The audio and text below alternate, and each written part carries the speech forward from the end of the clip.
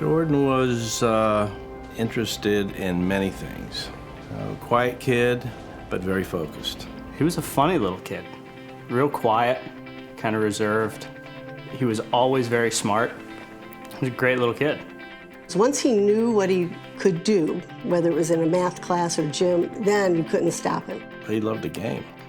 He saw that his brother liked the game also, and when he saw what it was all about, he was hooked.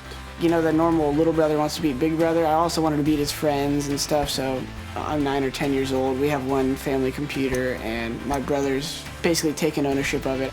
I would have to crawl in his room and be out of his sight. As soon as I can hop on the computer, I was like, this is something I can beat him at. The typical younger brother thing is that you want to keep up with whatever they're doing, whether it's running fast, playing basketball, whatever. We joined this little roller hockey league. Kids were kind of picking on him a little bit, so I went over to kind of protect him, and he pushed me back, and he goes, I got this. And he went right after him, and that really stood out. Okay, the little kid's tough. I think video games in general attracted me because you don't have as many physical limitations, and I was always pissed in ice hockey that I was smaller than people, but Counter-Strike just seemed like something where you could be any type of person, and it comes down to how you just play the game. I homeschooled Jordan for the 12 years he was in school. On his off time, he wanted to play video games. How could I say no when he was doing all his work? He would sit in his room 10 to 12 hours a day, nonstop. And when I saw how effortlessly he was improving and growing so fast, I just decided that I was going to go as far as I wanted to go with it.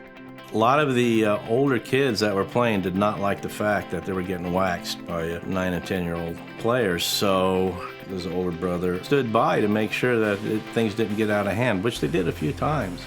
I used to go and pick him up from LAN centers because people twice his age were trying to fight him because he just won in a tournament or did something, and he looked like a little goofball. To know that my family supports me is something I took for granted for a little while because I didn't realize how many people's parents put a negative connotation on them being on the computer. Once we saw his skill level and the talent that he had, it was just amazing to watch what he could do, stuff I didn't even realize was possible. I think as a kid, whether it's your parents or your environment, that kind of shapes you in your early years. My mom was always pushing me to just have confidence. And my dad was always kind of trying to keep my mind balanced and make me know that if you want to be good, you have to work hard. And when I notice I'm most happy is when I'm really in the present. When I'm just focused on the next tournament, when I'm focused on interacting with my fans. I'm still pretty young, and I learn so much every year about myself. When CS 1.6 started to slow down, the interest was dying between the players and the community. That was a tougher time for Jordan. He had no idea where it was going to go. I think most gamers, when they go pro, kind of realize that it might be a short-lived thing, and you don't want to hold too much onto the past, like the kid who talks about dominating high school football and he's 35 years old or something.